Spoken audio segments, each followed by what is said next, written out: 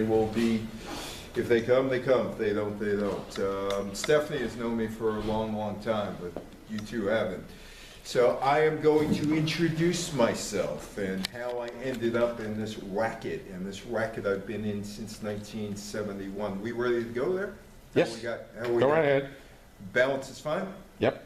Okay. My name is Evan Weiner. Stephanie's known me for a very long time, probably 35 years, around there. And I started in this racket at the age of 15 at Spring Valley High School in Rockland County. I was in 11th grade, and I was in an English class, and I had a teacher by the name of Joe Dionisio, and Joe Dionisio used to refer to students like this: student, student, student. And he said to me one day, "You got a good voice, why don't you go on radio?"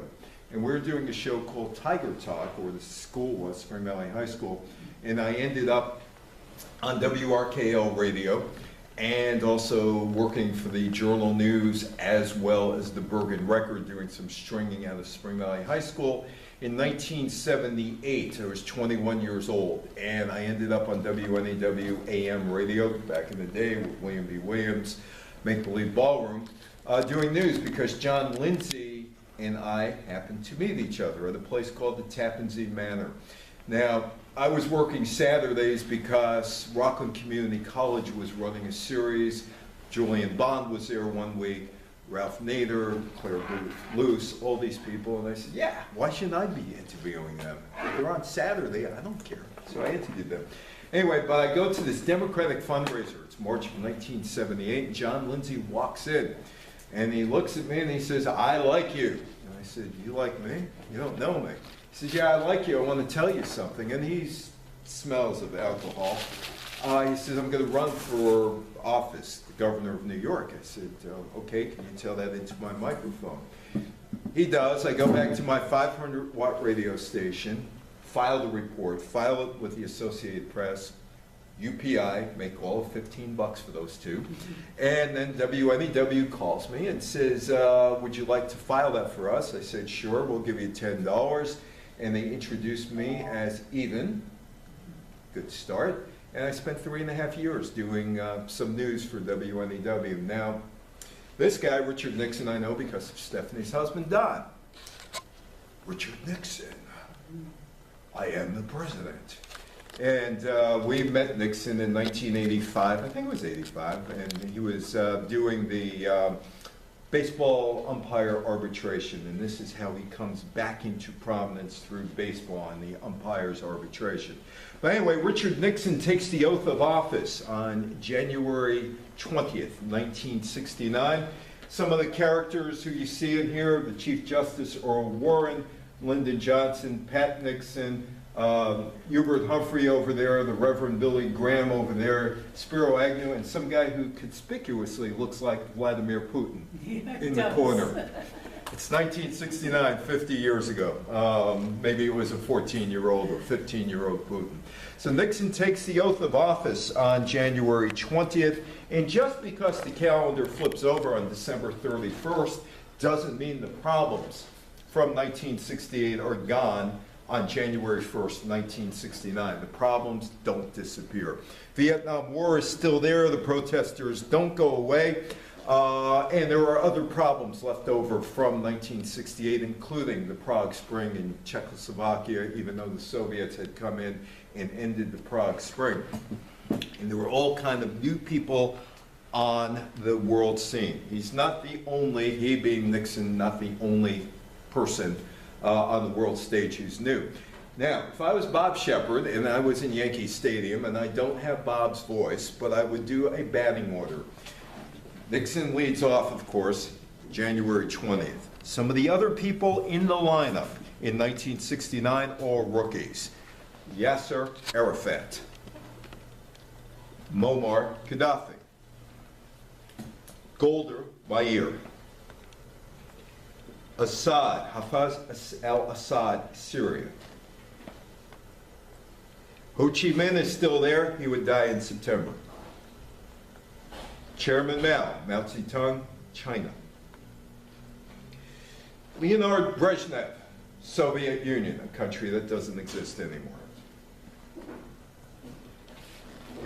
Soldiers in Vietnam. Protesters. More protesters. And that is your starting lineup for 1969. Lyndon Johnson doesn't run for re-election. He resigns, but he announces on March 31st, 1968, he's not coming back. Martin Luther King, assassinated April 4th. Robert Kennedy, assassinated on June 5th, 1968. France had a general strike. That would last through 1969. The Prague Spring in Czechoslovakia started and was crushed on August 21st, 1968. We would still have ramifications. Vietnam War escalates and escalates and escalates. The civil rights movement continues without a leader and in some cases become more violent as the Black Panthers become involved, Huey Newton and Stokely Carmichael and those people. Women's liberation.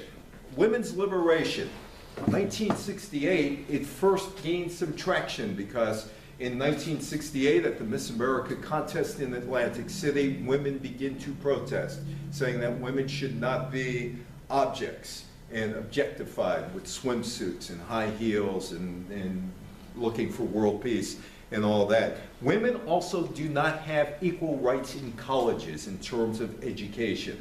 Women can be just turned down, don't have a reason. If you were a woman and you were in 1968 and you were trying for a tenure position and they said no for no reason, no recourse. Also, women asking for a raise. If they were a professor, they say no, you had no recourse. And one of the things that women were fighting for back in 1968 and would eventually get in 1972. Another thing women didn't have in 1968 or 1969, the ability to get a credit card in their own name. A man had to co-sign for a woman to have a credit card. Now, 1969 would also be a year of science. That's right outside of Dulles Airport. It is the annex for the Smithsonian, and in the middle here is the Concorde. The Concorde would first take flight in 1968, 69 in January, between Bristol, England, and the United States. Travel between Europe and North America becomes faster. Also, men land on the moon. That would be in July of that year. Now, before we go on, I once had hair. Remember that? I once had hair. I am talking there to Joe Namath. That is also Bruce Morton, my old buddy from ABC Radio. We spent many nights together with Don, including one night over at the Doral where Don's playing piano at 3 in the morning during a baseball dispute in 1994. Anyway, talking to Joe Namath, and this is 1988. It's 20 years after, or the 20th season after the Jets win the Super Bowl. And Joe Namath puts the Jets on the map by winning the Super Bowl and also creates a new holiday in the United States, the Super Bowl. That happened on January 12th, 1969, the Jets beating the Baltimore Colts 16-7. And when people celebrated the Super Bowl back in 1969, there were no parties. There were no commercials. People now watch the Super Bowl just for commercials. No halftime show. No national anthem singer. The person who did the national anthem, Al Hirt on the trumpet back then. The name Super Bowl first appears in 1969. The 1969 halftime show was not Madonna, not Maroon 5, not Paul McCartney, not The Who, not the Rolling Stones, but the Florida A&M Marching Band. That was the Super Bowl in 1969. Now, I don't know if you know what this picture is of. This picture is of the peace negotiations between the Vietnamese or the North Vietnamese and the Americans. Now, take a look at the shape of the table. If you remember, back in 1969, these guys could not sit down and start talking about peace because they couldn't figure out what size and what the shape of the table should be. So people are dying in Vietnam. There are protests all over the place, and these people can't even figure out what table they should use. Eventually, they figured out what table they should use. Isn't it a U? Yeah, to you. Yeah. The expanded four-party Vietnamese peace talks start in Paris on January 18th, 2 days before Lyndon Johnson leaves office. Nixon becomes president officially at noon on January 20th, noon Eastern Time. And the North Vietnamese and the United States peace talks begin on January 25th in Paris. April 3rd, the Secretary of State Melvin Laird announces that there would be a policy called Vietnamization, which would include reducing the American involvement in Vietnam. And while he's doing that, massive anti-war demonstrations taking place on April 5th. On July 8th, some troops are withdrawn. Now, the guy who I'm going to show you a picture of now is a guy who you don't know of. But if you're in Czechoslovakia, you might. His name is Jan Pilic. He's 20 years old, and on January 16th, 1969, he decides to put himself on fire. Now, let me go back a little bit and discuss why he puts himself on fire, or the circumstances that lead to putting himself on fire. He's a college student, and he witnesses the end of the Prague Spring in Czechoslovakia. The Soviets decided that they had enough, that the people who were in charge of the Communist Party went way too far in giving freedom to people. And by August 20th, 1968, it was over. In fact, I was on the cruise ship, The Reflection, last March, or March of 2018. And there was this woman who was sitting in front of me. She was in a walker. And she put up some pictures of Prague Spring, and she said it was beautiful, it was wonderful. We felt free. We could hear the poets, we could hear people playing music, we didn't look over our shoulder. And then she said she's home with her mother, and this is in Bratislava, Czechoslovakia, on August 20th, the night of August 20th, 1968. And her mother says to her, she says, why are there planes flying overhead in Bratislava, Czechoslovakia at 11 o'clock on August 20th, 1968? And she looks out the window and says, why are there tanks in the street in Bratislava, Czechoslovakia on August 20th, 1968? Well, Soviets decided they had enough. They put the boot to the neck of the Czechoslovakians and ended it. This woman was actually an interesting woman in that she kept her visa. She had a plan to go with her mother to Belgium in October of 1968. She ended up going to Belgium, and instead of going to the hotel, she went right to the American embassy with her mother, asked for asylum. She had a sponsor in Skokie, Illinois, and she fled. She was gone. And she lives in America ever since then. Meanwhile, this guy, Jan Pilic, on January 16th, puts himself on fire, protesting that the Soviets are still there. He dies 3 days later of burns, and his funeral becomes a mass demonstration against the Soviet Union. By April 17th, Alexander Dubček, who was the first secretary of the Communist Party in Czechoslovakia, would resign. He would eventually die a mysterious death in a car crash many years later, but Czechoslovakia was reined in. Now, the month of February 1969, when I do this talk, I talk about the remarkable month that it was. Nobody remembers why it was so remarkable, that it had all kind of ramifications to this day. February 7th, Yasser Arafat becomes the president of the PLO. February 17th, Golda Meir is sworn in as the first prime minister, female prime minister of Israel. On February 27th, Hafez al-Assad becomes the head of Syria. Military coup. Now I'm going to ask you, did these three people have put their imprint on the world? Arafat, for how many years? Probably about 40 years. Meir, obviously, the Yom Kippur War in 1973. The al-Assad family, he's still running Syria. Still running Syria. And when I have a lot more people, when they come in and they look, that's the same family as in Syria today? I said, yes. They said, 50 years? I said, yes. I said, 1969, there were some remarkable things that took place that we are still seeing to this day. That's not the only one. On March 2nd, 1969, we came pretty close to seeing a nuclear war between China and the Soviets.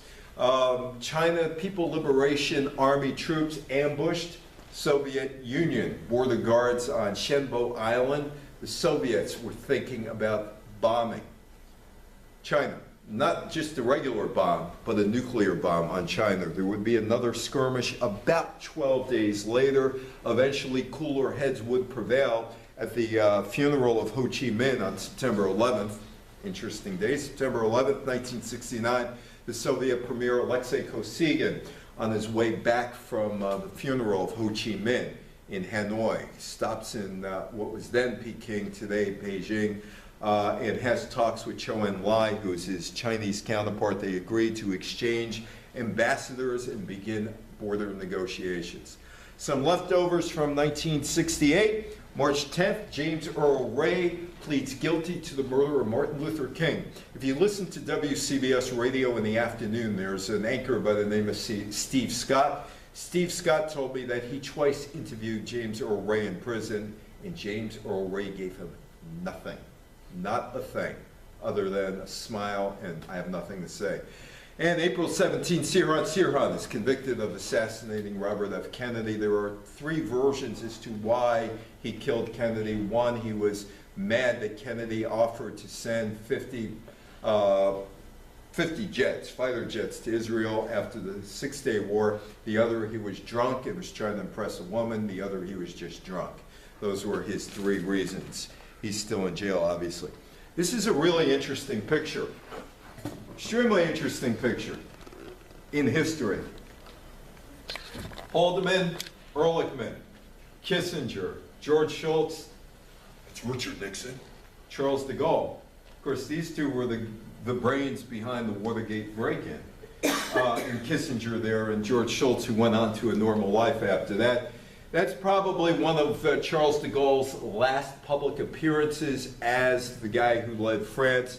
For many decades, of course, de Gaulle was a big part of France. In 1968, May of 1968, there was a general strike in France, socialist-led strike. Educators decided to stop educating. Factory workers decided to stop working. There was protests against Vietnam. Of course, originally the French were in Vietnam. And de Gaulle would flee for 6 hours in 1968. He would come back. He negotiated a series of reforms. The reforms would have a constitutional referendum that would be April 27th of 1969. De Gaulle loses as 52.4% of the voters say no to the reforms. He only gets 47.6% of the support, and that leads to his resignation. The Smothers Brothers, you're laughing. I get the same reaction every time from a number of people who look at that and the Smothers Brothers. You watch the Smothers Brothers. Did you watch it? Sure. Sure, you watch it? Now I got a question about some of the writers, because I've lost track of the writers of that show. One of them was Steve Martin. Whatever happened to Steve Martin? Yeah, did he just disappear in 1969, or is Steve Martin still around? Then there was another guy who I know I watched on TV because he was Meathead, Rob Reiner. Whatever happened to Rob Reiner? Seems like he disappeared, didn't he? And then there was Super Dave Osborne, Bob Einstein, who had a brother by the name of Albert Einstein. Albert Einstein was a stand-up comic, except I don't think he could use the name Albert Einstein, so he changed his name to Albert Brooks. And Bob Einstein was a writer along with Mason Williams, who did Classical Gas.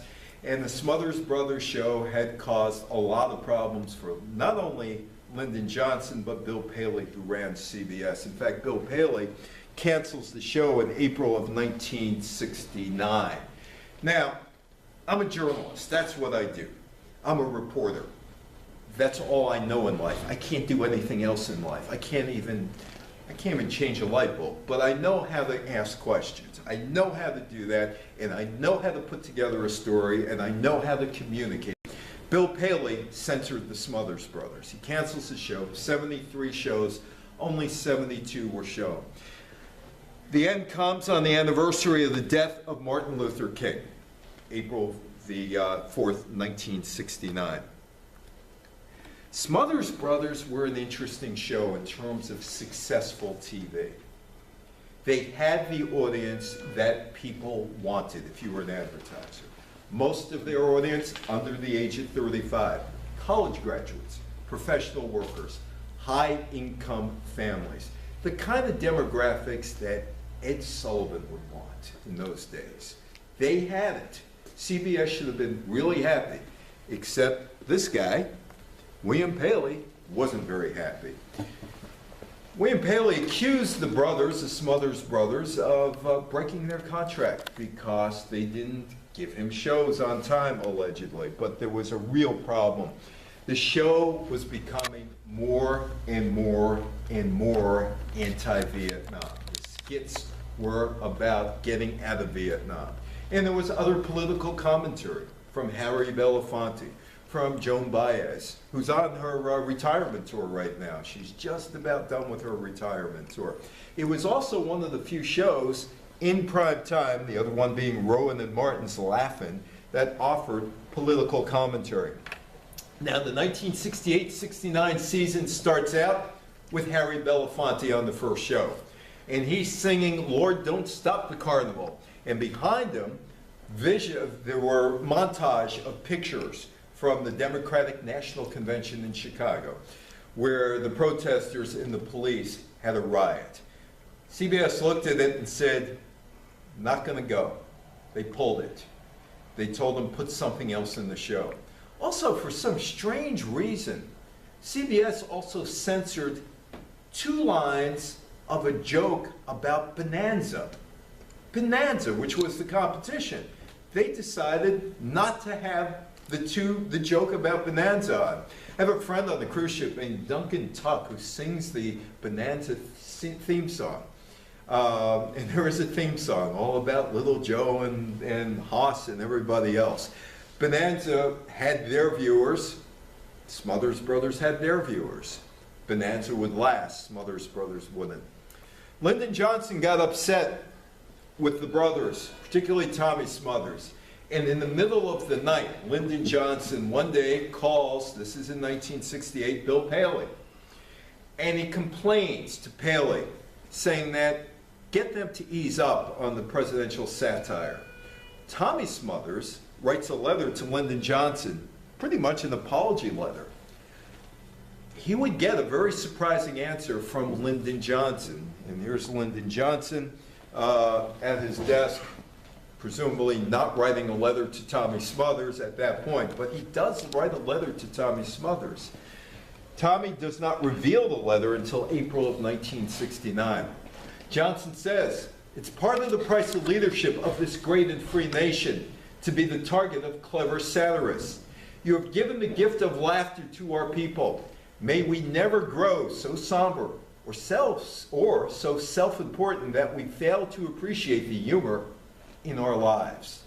Johnson wrote that after Richard Nixon was elected president.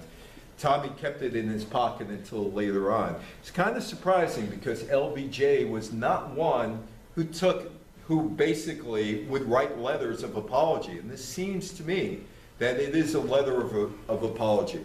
The Smothers Brothers really come to an end with the March 9th, 1969 show. Joan Baez is on that show, and she's talking about her husband, David Harris, who is going into jail because he did not want to go into the armed forces.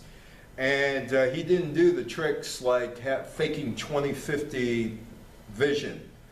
Or I had one woman in Dobbs Ferry last October. I was doing the 1968 talk, and she talked about her late husband. And her late husband literally killed himself during the Vietnam War, starving down to 106 pounds twice. That led to health problems later in life. Nor did he go to Canada. He decided he was going to go to jail instead of going to Canada. but CBS decided we can't have that, nor could we have one other thing that happened on that show. David Steinberg. David Steinberg was the son of a Winnipeg, Manitoba rabbi. Went to the United States to pursue a career as a comedian and a writer. David Steinberg was on the Smothers Brothers show a lot. He ended up becoming one of Johnny Carson's favorite guests. So Steinbrother, that's where my head's at. Steinberg, I'm not in baseball today. Steinberg does a sermonette about Moses in the burning bush. Paley sees it, it's way too much for him to handle. Probably not too much for him to handle, but he's thinking of his viewers in the Midwest, and particularly in the South, who would not appreciate a sermon by David Steinberg about Moses in the burning bush. That was it. End of the show. There would be a couple more shows after that. Smothers Brothers would sue CBS for breach of contract. Eventually would get $1 million settlement. But they never really regained the national platform. Even though they had shows again, they never did what they did in 1969. Without the Smothers Brothers, there's no Jon Stewart show on Comedy Central. Without the Smothers Brothers, there's no Saturday Night Live, which started about 1974-75. By the way, on the Smothers Brothers show, there was Pat Paulson. Pat Paulson ran for president in 1968. There are young people who look at Stephen Colbert and say, he ran for president. He had to be the first comedian. Pat Paulson ran for president. He had the idea first. In 1968, he ran in 72, 76, 80, 84, 88 as well. That kind of humor also came out of the Smothers Brothers show. But if there is such a thing as a silver lining in all of this, Tommy Smothers was first on my enemies list. Tommy Smothers was the #1 name on Richard Nixon's enemy list. Up there with people like Daniel Shore, who was at CBS, and also Jack Anderson, who was a columnist back in the day. But Tommy Smothers was #1 with Richard Nixon. We are coming up to the 50th anniversary of the lunar landing. And that's John Kennedy back in May of 1961, where he makes his speech soon thereafter, we choose to go to the moon. The fact that we being the United States, ended up on the moon is nothing short of miraculous. I have a friend by the name of Dick Hull, H-O-L-L, Dick Hull, who was part of the NASA team in the 1960s. And he's told me a whole bunch of things, how they cut corners, how they did all kinds of things to make sure that they could fulfill the goal, which was get to the moon by the end of the 1960s by JFK. In January of 1967, the Apollo 1 spacecraft, which was actually called Apollo 202 at that time, had 3 astronauts, Gus Grissom, Roger Chaffee, and Edwin White.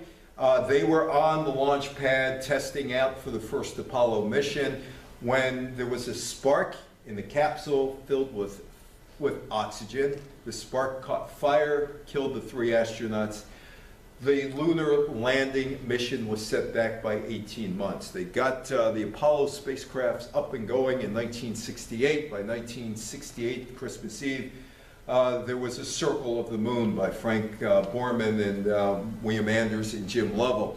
By 1969, March of 1969, the Apollo 9 circled the Earth and basically did the mission where they had to test out the command module, the service module, along with other things that they needed to do, including docking maneuvers. All of that went well, navigation systems, so that worked. So that brings you to Apollo 10, which is Thomas Stafford, one of the 2 astronauts I met. The other one was Buzz Aldrin, and Buzz deserved his nickname Buzz. Everybody who knew Buzz will tell you the same thing. Thomas Stafford, who was a general, didn't say much. John Young and Gene Cernan. And this was called Charlie Brown. Lunar module was the Snoopy.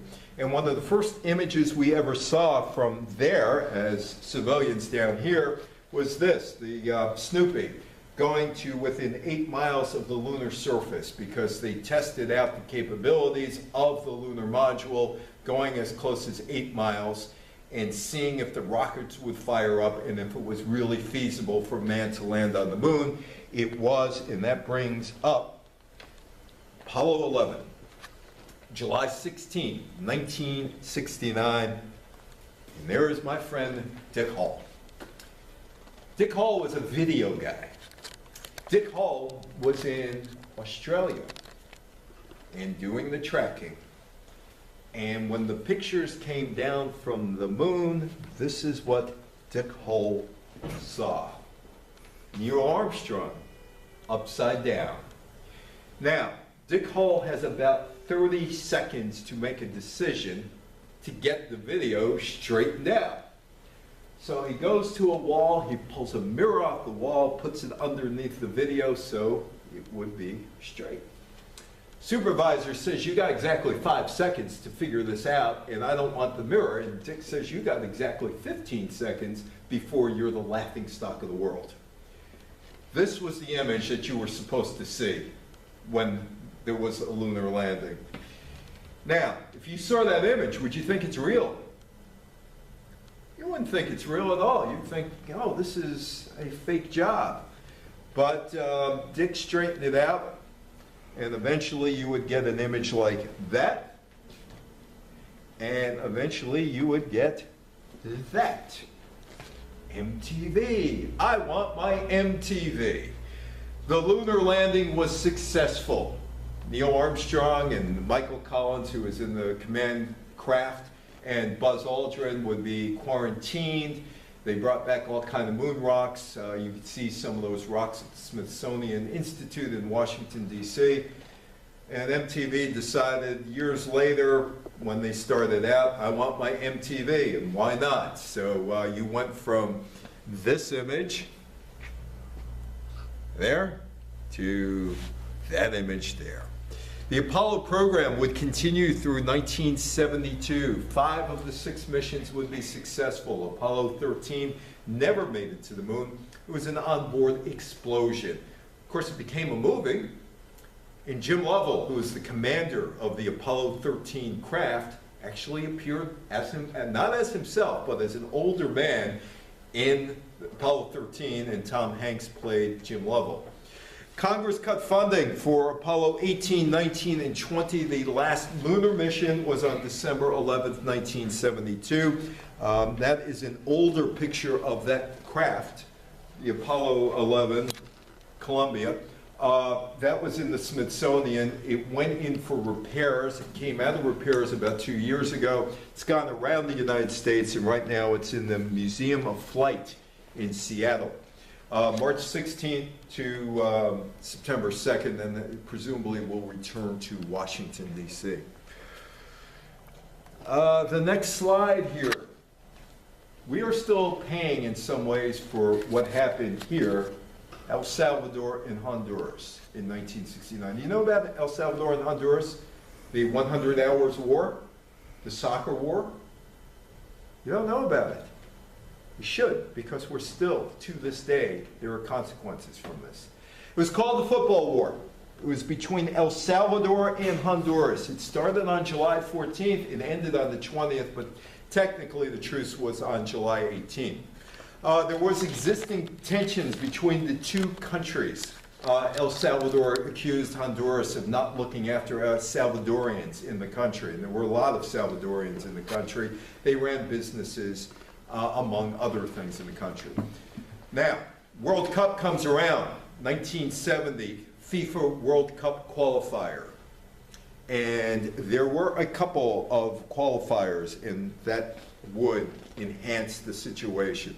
The first one was in the Honduran capital on June 8th, El Salvador, Honduras.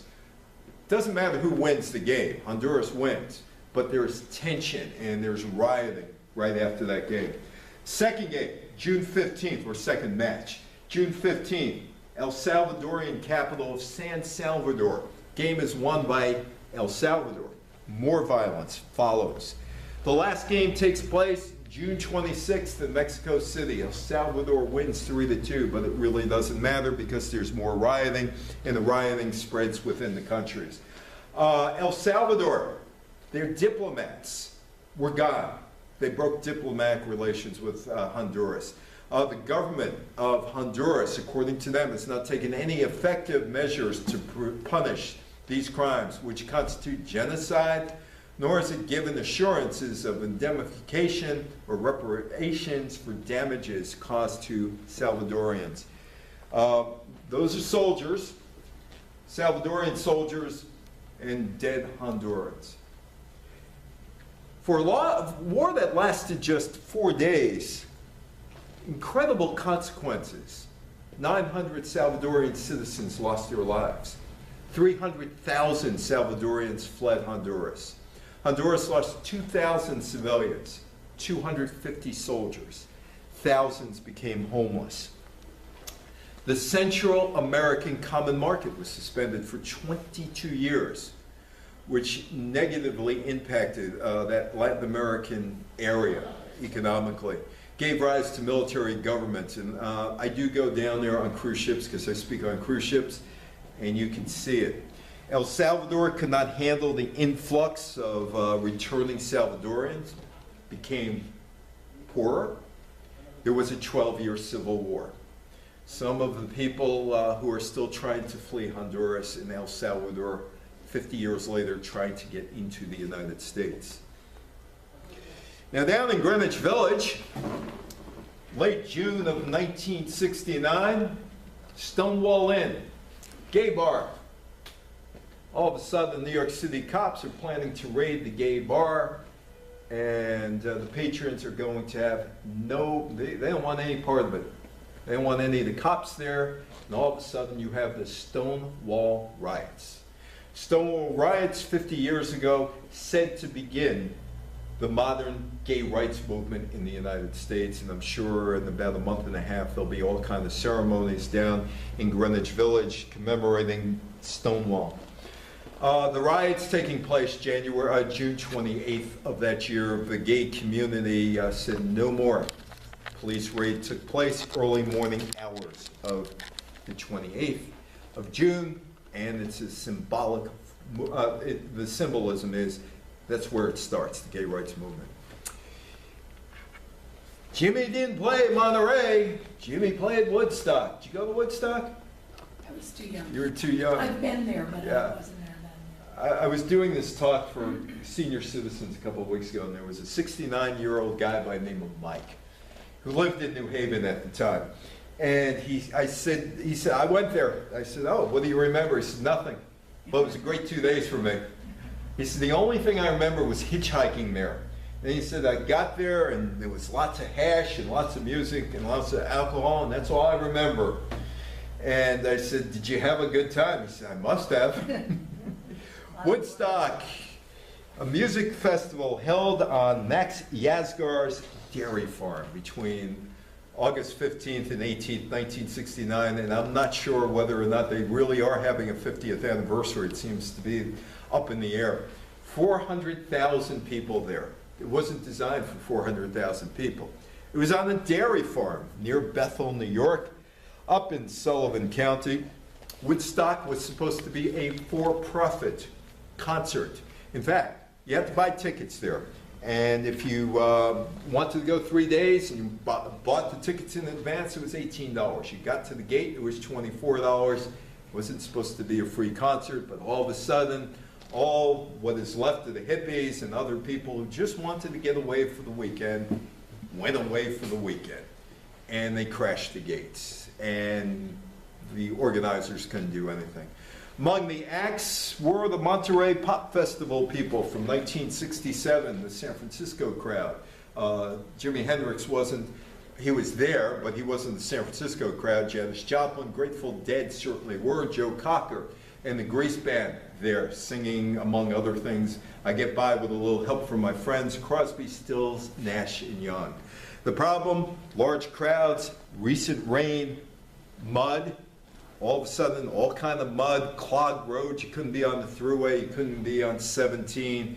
It became a mess, and all of a sudden, Nelson Rockefeller, the governor of New York, Nelson Rockefeller at news conferences would call on somebody would ask a question, and he would say, I'm glad you asked that question. and provided to give no answer. Anyway, Nelson Rockefeller would get involved because the facilities could not handle sanitation, could not handle the people there. The weather was bad, there were food shortages, poor sanitation. He had a great time. And some other people have told me the same thing. I said, you weren't there if you remembered it. And they said, no, we don't remember it. But anyway, Nelson Rockefeller gets involved on day number 3 of this whole thing and says to John Roberts, who's running the thing, should I send the National Guard troops there? That would have been a mistake. They did not send the National Guard troops. Only about 75 people were arrested, most of them because they had LSD. There was no violence there. The crowd was happy, higher than a kite then, free love among other things, rolling around in the mud. They didn't have any problems, and they didn't need the 10,000 National Guards. But Sullivan County did declare a state of emergency. The U.S. military helped out. Stewart Air Force Base nearby got the performers in and out of there, and eventually people would leave. But Max Yasgur said, never again. He's not having that at his place anymore. As far as I know, I'm going back to running a dairy farm. Bethel voters passed mass gathering laws designed to prevent any more festivals of that nature. Sullivan County dissuaded that as well. That's a sad picture for me. And I'll tell you why it's a sad picture. It's the last time I spoke to Muhammad Ali. And that was in May of 1985. It was the last cogent conversation I ever had with Muhammad Ali. I would see him afterwards, but never have a conversation with him. Muhammad Ali was a conscientious objector. In fact, there were schools around the United States, including Rutgers University, that brought Quakers in to explain to students, if you wanted to get out of the U.S. military, file for conscientious objector status, and we'll teach you how to be a conscientious objector. You could get out of school if you became, or rather out of the draft or out of the military if you wanted to become a teacher. That was 2S. You got the 2S, you were out of there. You got deferments. If you had eyesight, 20/50, they didn't take you. If you had certain allergies, they didn't take you. If you lost too much weight, they didn't take you. There were a whole bunch of things that you could do that you could get out of it. Muhammad Ali probably, had he gone into the Army, would have done the Joe Louis thing, which meant he would only entertain the troops. He wouldn't have ever seen any kind of fighting. But on July 24th of 1969, he's convicted of evading the draft. He was in Houston, late April 1967. He went down to the military center to be inducted and refused induction. He was arrested at that time, unjustly stripped of his title and of his boxing license. He was stripped without any due process. He applied for an exemption. Conscientious objector was denied. He would take 2 years. He would be convicted. Eventually, that conviction would be overturned in 1971 by the United States Supreme Court. Now, I'm going to say this without any comment.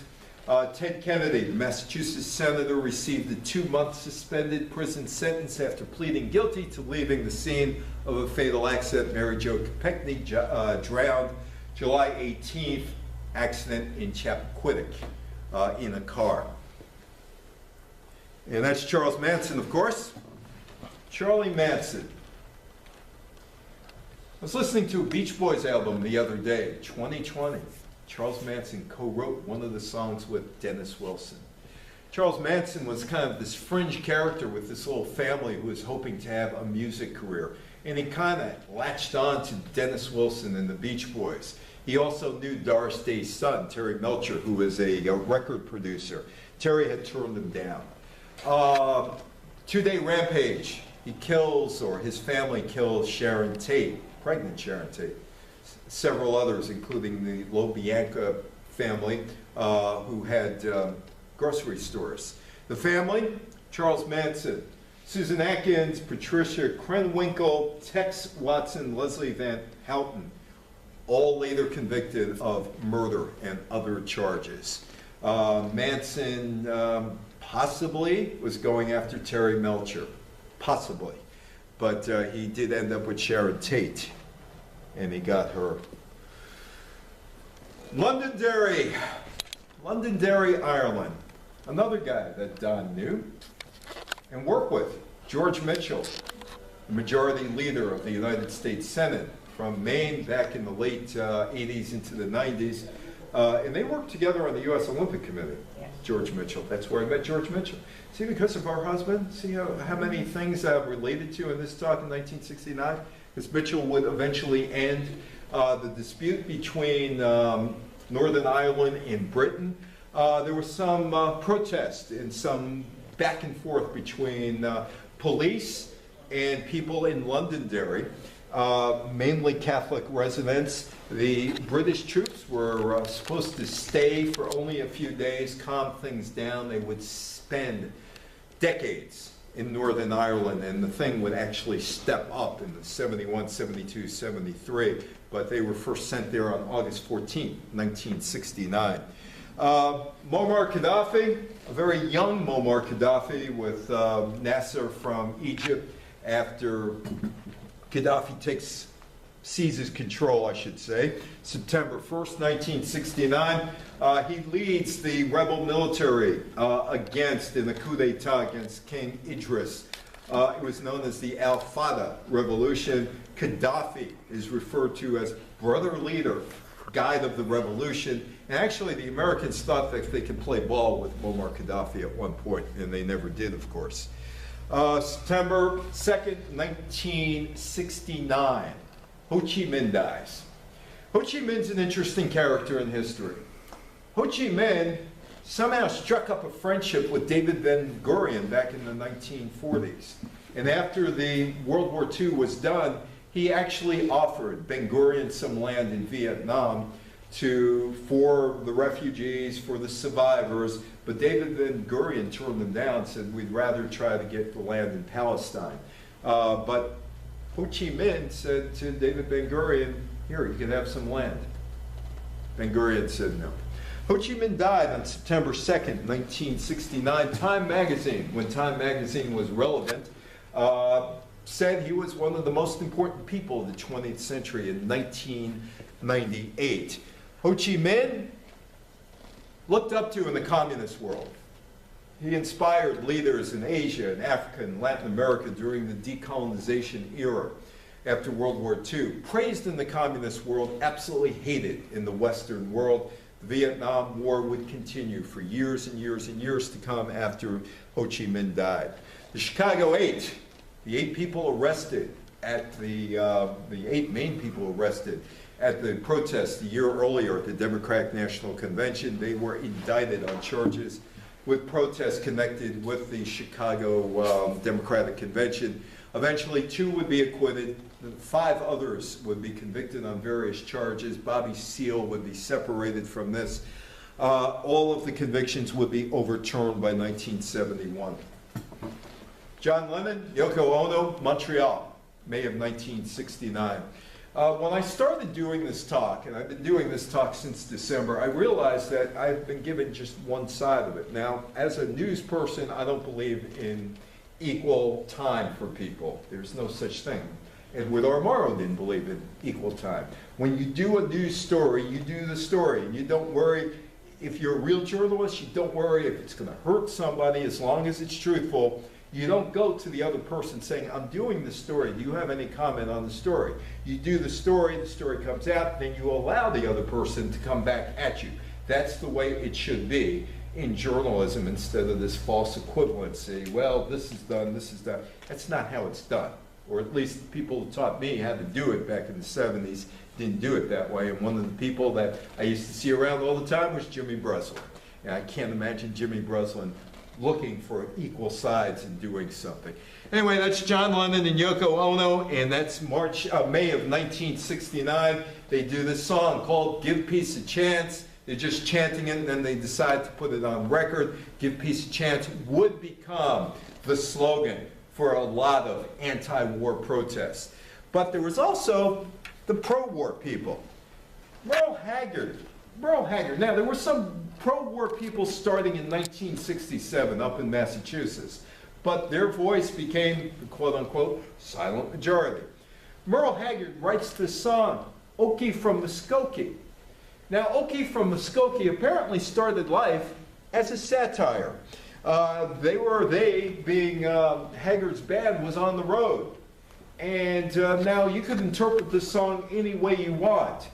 Was it a celebration of simple American life in Oklahoma? Was it a satirical joke at right-wing America? Was it a protest song against the hippie culture? Started out as a joke. Haggard woke up his drummer, a guy by the name of Roy Edward Burris, and asked, you wonder if they smoke marijuana in Muskogee? And that was the beginning of the song. One of the lyrics in the song, we don't burn our draft cards down on Main Street. We like living right and being free. There are all other sorts of Americana things, including football games and all kind of other things. And of course, Richard Nixon would latch on to this song. Was he complaining about this? A bunch of hippies, free love. Well, Haggard went over the years back and forth. He wasn't exactly sure as to whether or not what the song really meant. Now, Reuters news agency is out of Europe. And there's something wrong with this sentence that was written by the Reuters reporter, and there's something wrong with the editorial part of this.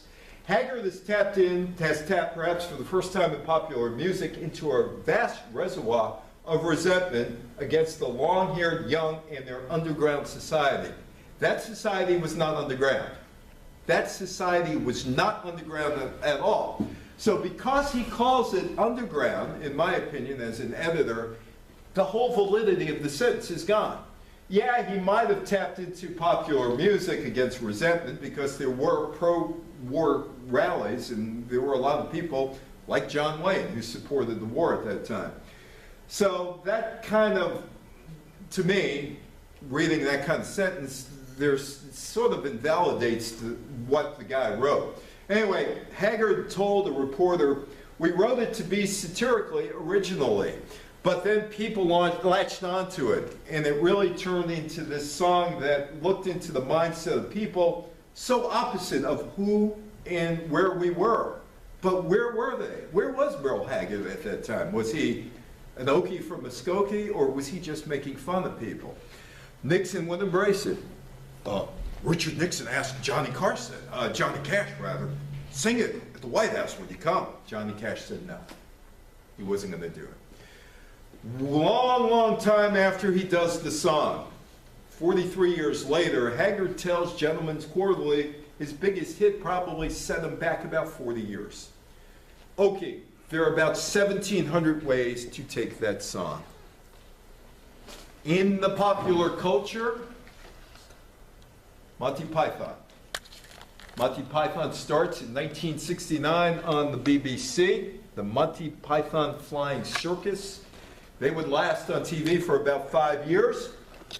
They did 45 episodes, touring stage shows, films, numerous albums. The last thing that most of them really worked on was Spamalot.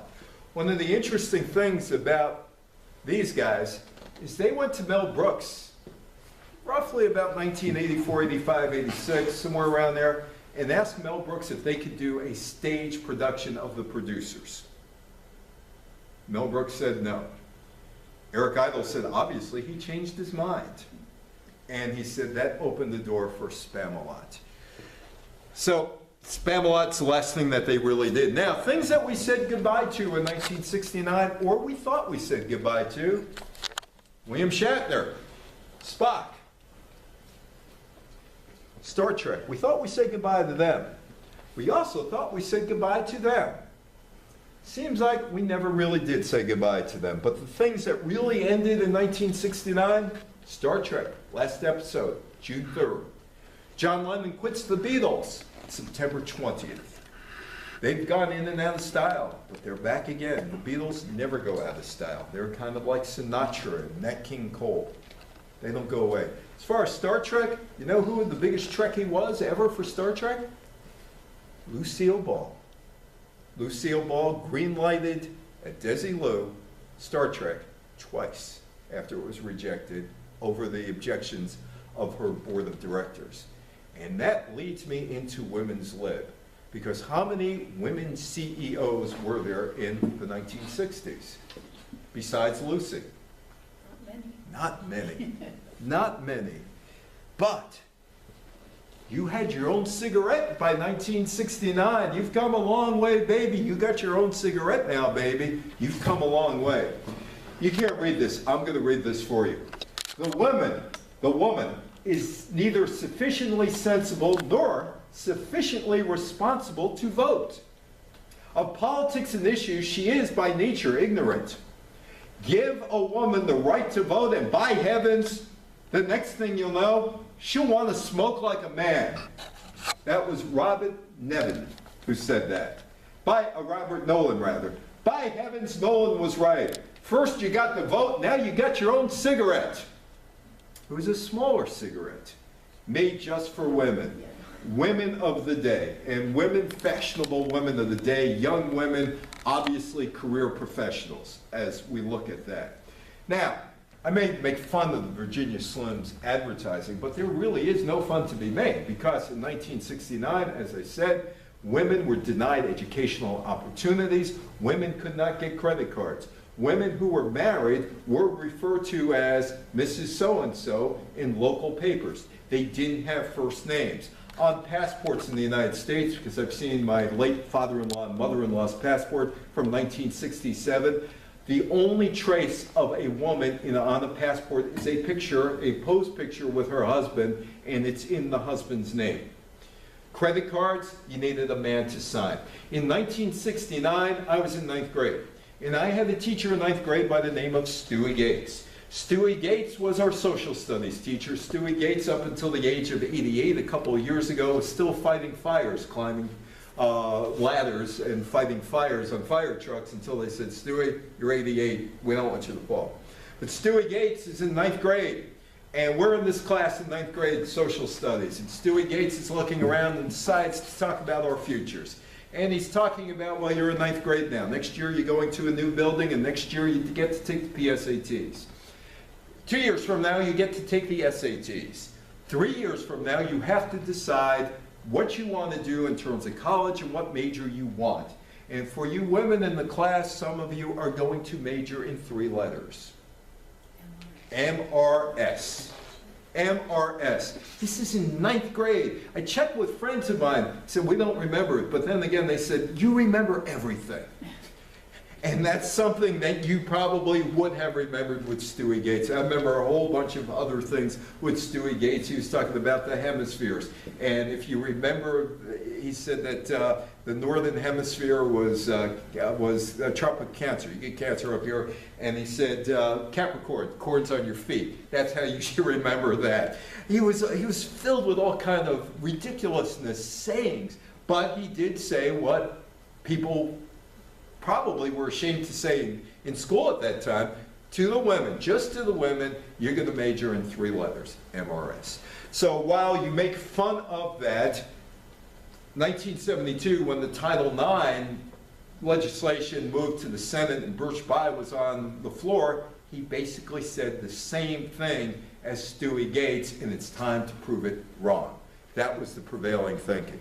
Women's liberation had its watershed year in 1969. Sure, there was Gloria Steinem around, and Betty Friedan, and Germaine Greer. But there were 2 groups.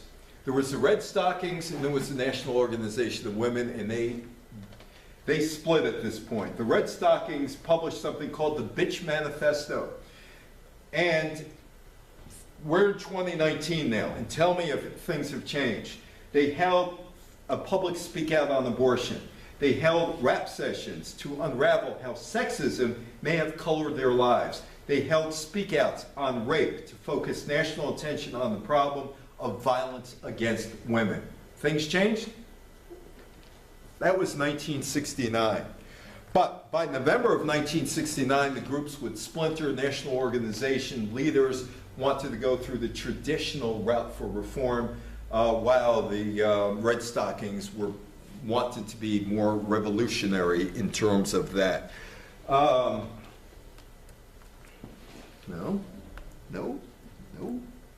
Yes. October 15th, 1969, Moratorium 1. I don't know if you remember Moratorium 1. I certainly do, because I was in 9th grade, and we talked about it in school. Stewie Gates. October 15th, 1969 was the first national moratorium. The goal was to have a work stoppage in the United States. That didn't happen. But there were a lot of people who participated in the anti-war movement in cities across the country, demonstrations and protests. The next day, the New York Mets win the World Series.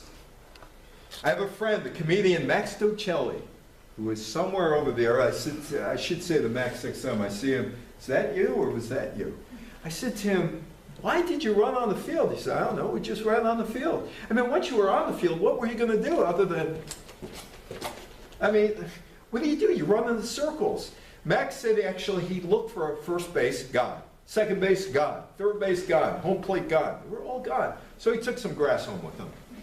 The Mets beat the Baltimore Orioles 5-3. They win the World Series in 5 games, a 100-1 shot. Now you think that by this point I would be all through 1969 with wars and all kind of problems, and they were all settled, and we have nothing to show for it 50 years later, right? Wrong. Somalia. We still have problems with Somalia to this day. Somalia was knocked over by Saeed Barre. Military coup, bloodless. Supreme Revolutionary Council. They go to Mogadishu and arrest government officials. They take the buildings over, and they become the government and would stay as the government until 1991. It was a Marxist-Leninist type government that failed. Now, all these years later, 28 years later, when you look at Somalia, what do you think? Failure still. All started in 1969. So did this. Sesame Street. Sesame Street. I love Bert and Ernie. Bert and Ernie. There must be some story behind them. Oscar the Grouch. I liked Oscar, and Mr. Hooper died early. Somebody made a joke the other day about Mr. Hooper's store that was on the Upper East Side of Manhattan. He couldn't afford to have the store anymore today. But Sesame Street was created by the Corporation for Public Broadcasting, and it was done so inner city kids would have a different view, at least through TV, of life. And it's still going strong. It's now owned by AT&T HBO. Started on November 10th, 1969. HBO does new shows, and then after a while it's cycled over to PBS. I'm a journalist. I think I could say this in front of you. The start of the phrase liberal media really starts with him. And I will do this radio style, old day radio. Dateline, November 13th, Des Moines, Iowa. Vice President Spiro Agnew accuses network news departments of bias and distortion. This is Agnew. Perhaps the place to start looking for a credibility gap is not in the offices of the government in Washington, but in the studios of the networks in New York. The liberal media starts here. The words that Agnew would recite over the next year or two were written by William Safire, who would go on to control the editorial page of the New York Times and write about words. That's where it starts. Des Moines, Iowa, November 13th. Moratorium 2 takes place in November 15th. 2 million people are in Washington, and we go back to Richard Nixon. Now I understand that there's been and continues to be opposition to the Vietnam War on campuses and nation. As far as this kind of activity is concerned, we expect it. However, under no circumstances will I be affected whatever by it. Richard Nixon. Richard Nixon is such an enigma. EPA, EOE, Title IX, almost got health care, almost got universal health care, and yet There's all this baggage. Moratorium. Bring the troops home now, November 13th, 14th, and 15th. Almost at the end here, December 1969, the U.S. government institutes the first draft lottery since World War II. The draft lottery would cause men to flee to Canada to avoid going into the military. Jimmy Carter would eventually grant amnesty to those who fled. Now, how many of you in 1969 had your Apple, Facebook, and Google? Weren't around quite yet, but in 1969, the internet starts.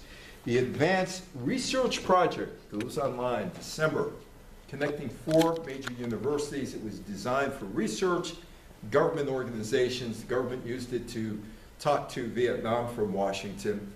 It is the foundation upon which the internet was built. And that is how 1969 ends with the internet. But the serial will continue. The Perils of Pauline in 1970. Any questions, comments on all of this? Shaking your head. A lot happened that year.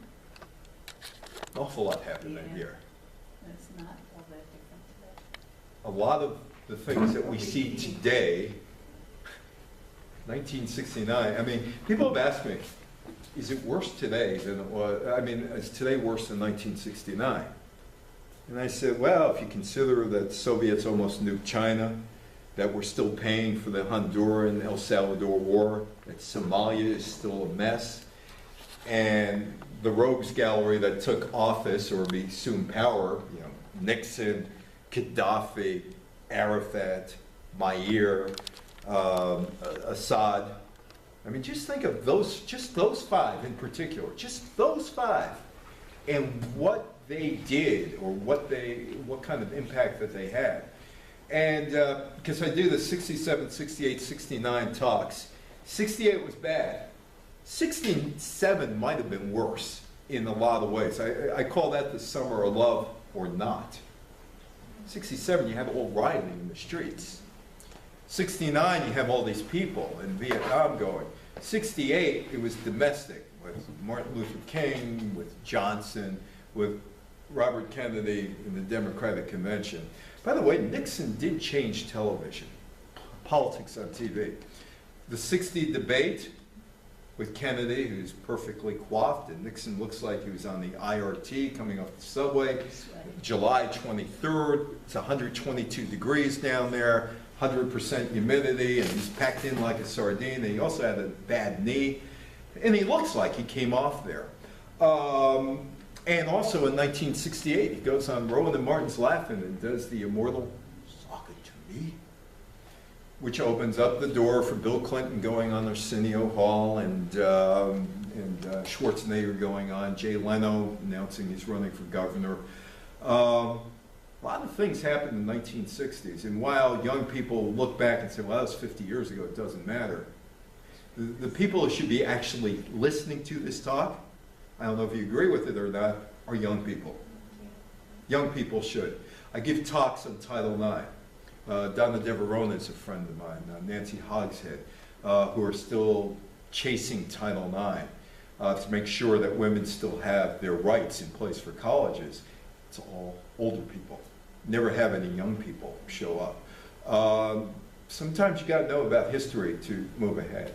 You know, I do a talk on 1950s TV, society and TV, the Red Scare.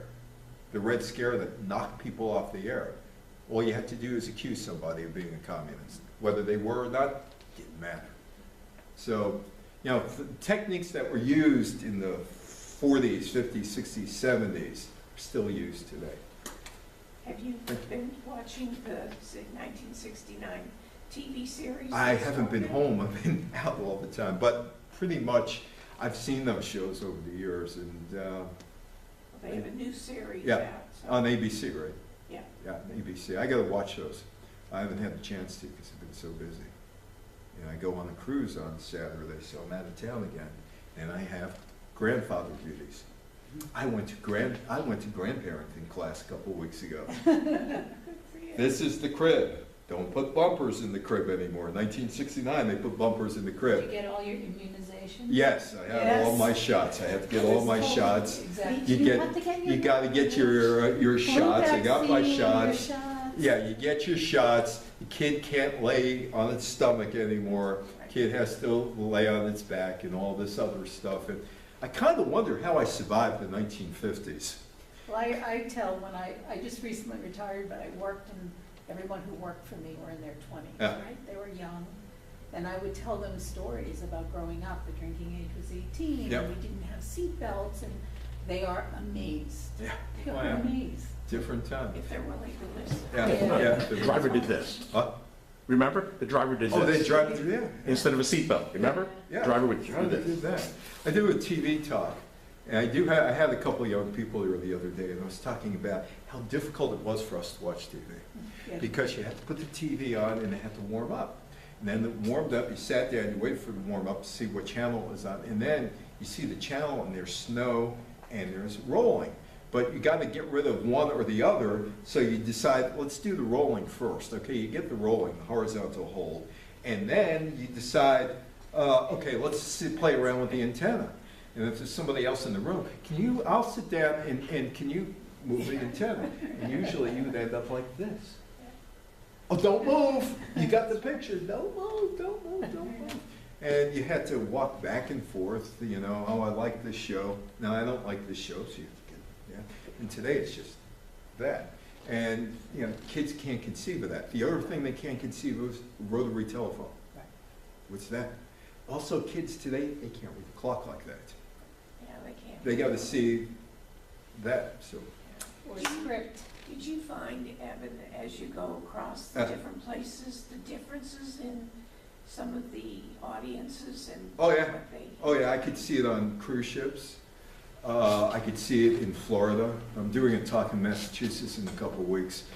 But I saw it 11, 12 years ago now. I did a State Department job for Condoleezza Rice and Bob Gates at Texas A&M. And I could see it in terms of, we had 20 selected people, a Canadian, 4 Americans, 3 Russians, all women, all tough women, 3 Indonesians, 3 Nigerians, and 3 Venezuelans. I still am in contact with one of the Nigerians, but you could see their mindset as opposed to the Americans' mindset of how things went. But you go across the country, and particularly on cruise ships where I see it, I got to edit myself sometimes on cruise ships.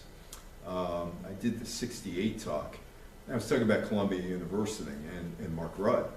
And Guy was a graduate political student there, and during when Mark Rudd shut down the building. And he was just, you could see he was seething, screaming at me. They closed down the libraries, imagine what else they do. And then I'm talking about Democratic convention. Oh, no, I was talking about Republican. Nixon wins the Republican convention. I said, Nixon's such a strange guy. And because I knew Nixon, because thanks to your husband, I knew Nixon. And this guy is yelling, what about Obama? What about Obama? And I'm on the cruise ship made up mostly of Southerners, and they backed me.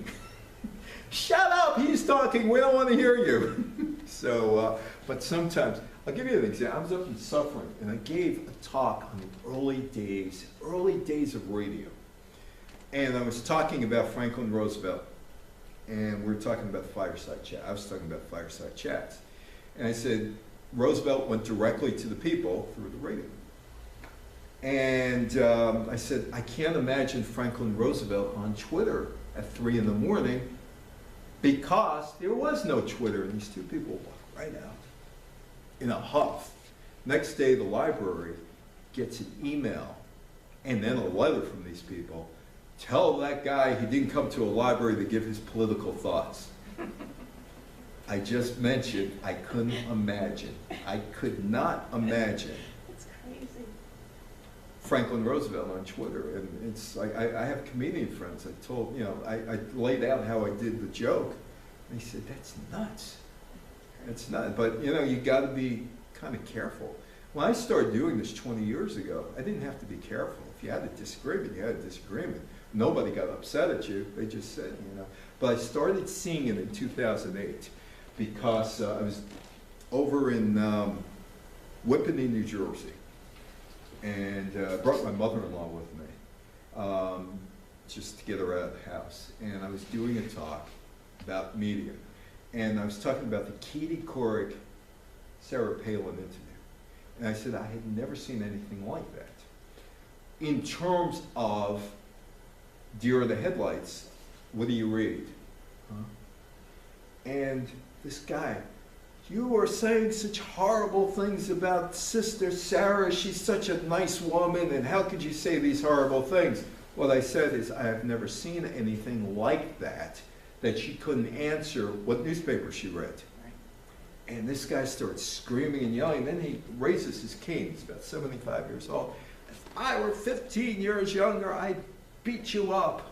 And these three women surrounded him, started yelling at him and escorting him out. And my mother-in-law went to the bathroom, comes back. What happened? I said, oh, the guy threatened to beat me up. But you got to be careful. I mean, I was on a cruise ship. I don't know what I was talking about on the cruise ship. But we were in a bar. It's the Royal Caribbean, we're in a bar.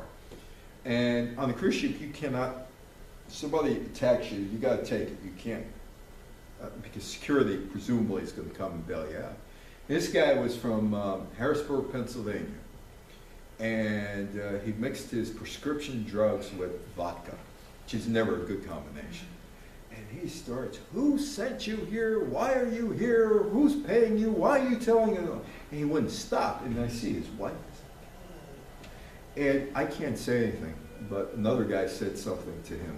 After the cruise was over, I got a letter saying, we're sorry this happened to you.